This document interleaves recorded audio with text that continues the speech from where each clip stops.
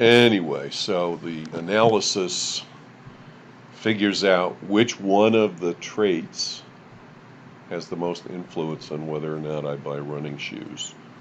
And then based on that, for instance, let me give a concrete example.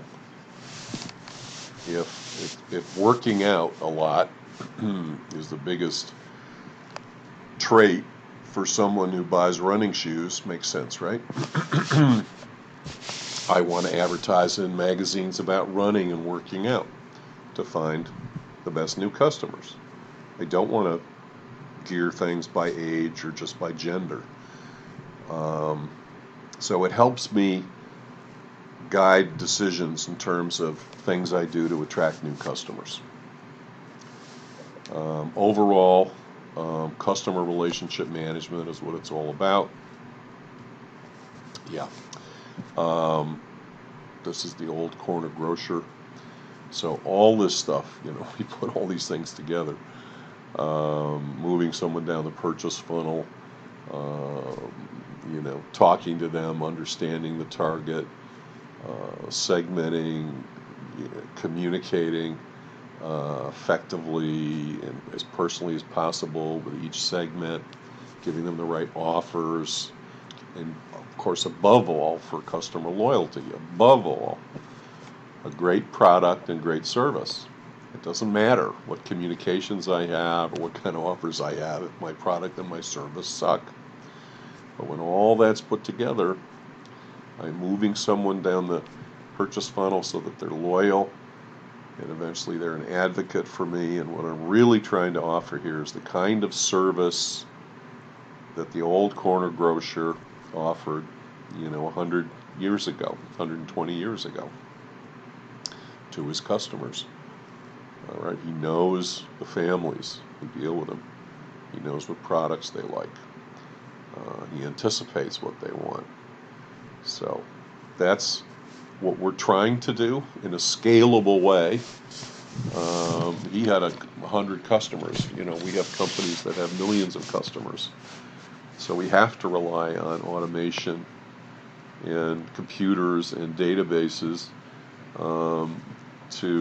but the goal of all those machines is not a cold, unfriendly goal. It's the goal of delivering great service and building a great long-term relationship.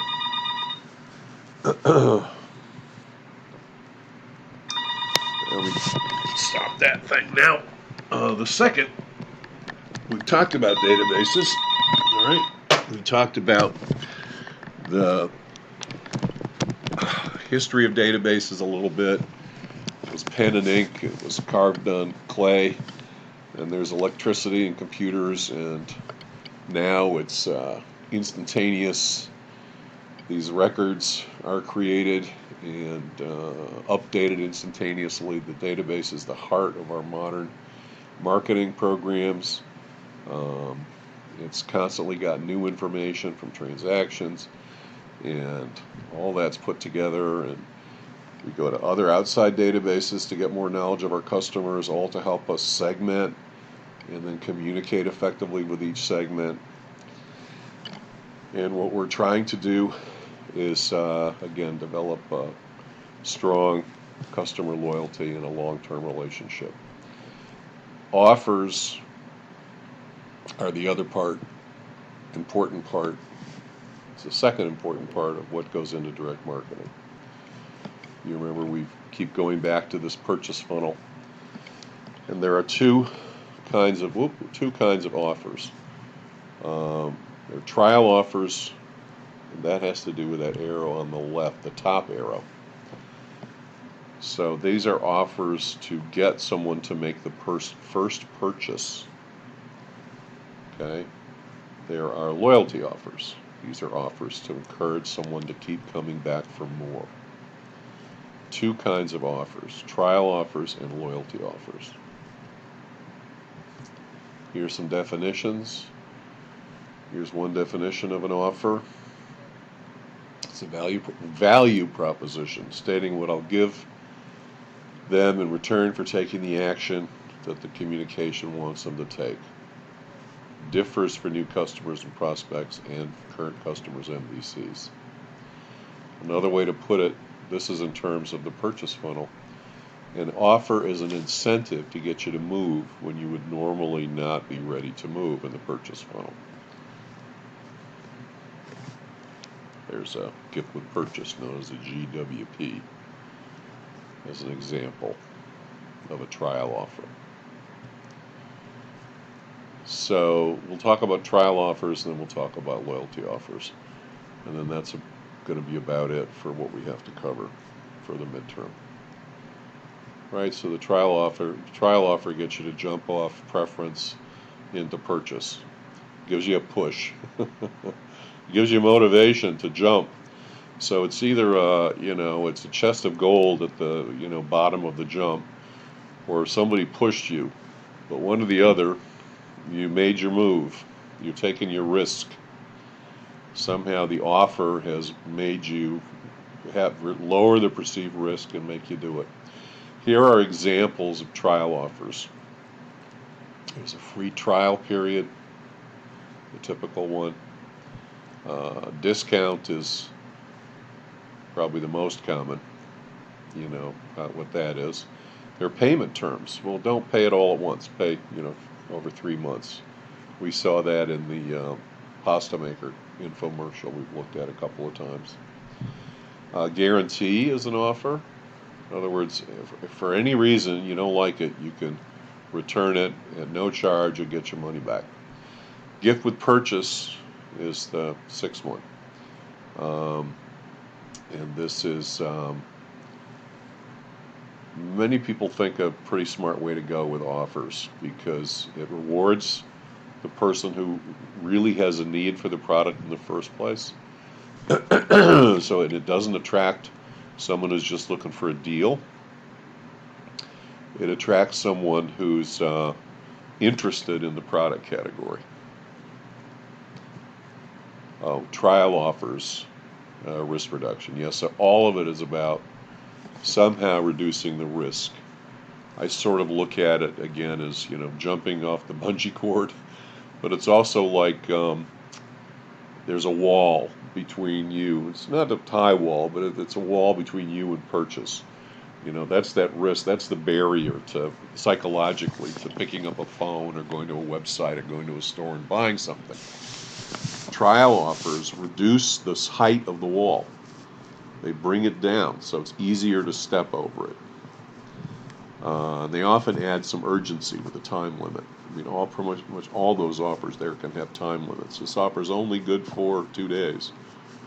All trying to get you to make the move. Time limit can be added to any offer. Okay, this is from a while ago. I have a more attractive rendition of the acapella purchase funnel now, but anyway, the 7 steps, acapella. We're now going to we talked about the trial, now we're going to talk about loyalty rewards program. So after you've bought the product, when you're starting to experience it, usually the first thing, almost the most important thing, is to get you to buy something else from the company. So you'll notice that when you receive the product in the box, there'll be quite likely a coupon. If you make a second purchase within a certain time frame, you can save 20-30% on your next purchase. They're trying to get you on the track to loyalty. So it's like starting a cold engine. Sometimes you need to put a little gasoline in it and prime it a little bit, and then chug, chug, chug, chug, chug, chug. Before you know it, it's running smoothly. So that's what they're doing here with the second purchase. Okay, so now however, I just want to say again that loyalty is based primarily on the product quality and the customer experience and the customer service you get from the company. If those things are bad, nothing is going to get you to be loyal. Okay, but if those things are good, then the offer will encourage the continuity of purchase and loyalty. This is one of the earliest examples of continuity programs. These green stamps used to be given out in supermarkets when I was a kid, and people who were shopping, who were usually moms, had little booklets they could stick their green stamps in. Based on how much they spent at the store, they got a block of stamps at the end of the purchase as they walked out, or they got it from the checkout counter.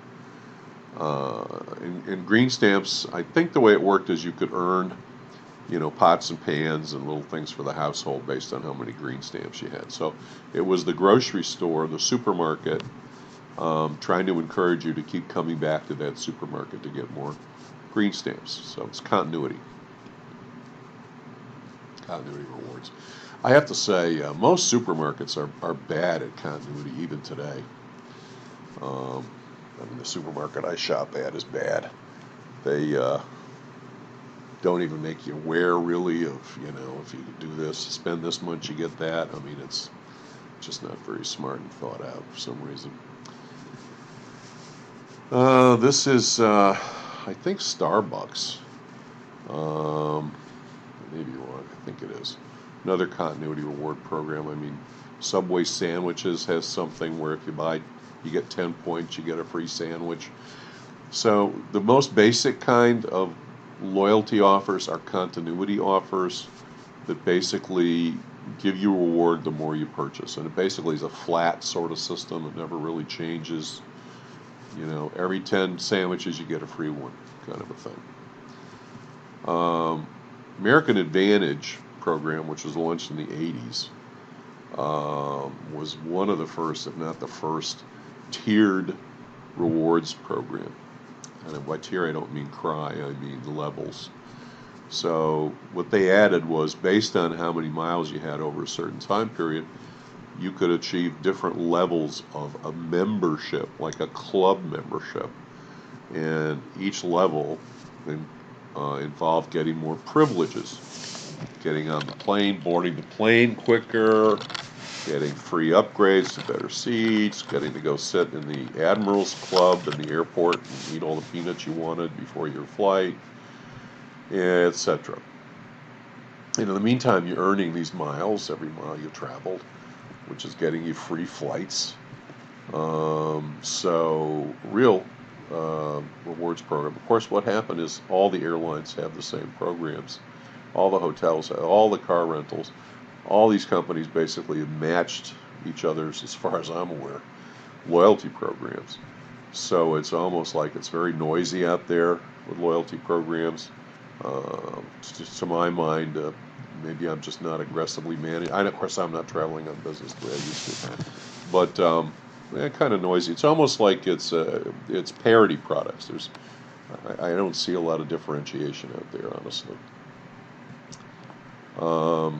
I just wanted to say, this big phenomenon now are these, speaking of loyalty and continuity, all these subscription services. I probably should have included this more when I was just talking about continuity, because basically these companies, the Dollar Shaving Club was one of the first recently.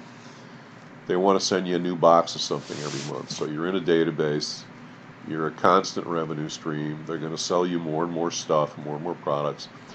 And what does the company have? Dollar Shave Club. Well, they've got a database of customers that like to buy stuff online and get things every month. And now you have toothbrushes and hundreds of things, it seems, being delivered in these. So this is another kind of continuity program, and it's just how it's set up. Sending you a new one every month, I guess, until you say, no, stop, you're driving me crazy. So these were the concepts. You see, we've gone all the way from key marketing principles down to tiered offers. We just now spent some time on offers. Trial and loyalty offers are the two kinds. Loyalty offers, you have basic continuity offers, then you have tiered offers with different levels based on how much you spend with a company. So the whole thing together, it's all about direct, getting people to do stuff, to move the customer. You got to use a database, you got to have an offer, and measurability, accountability we'll get to after the midterm. Good luck on the test, everybody.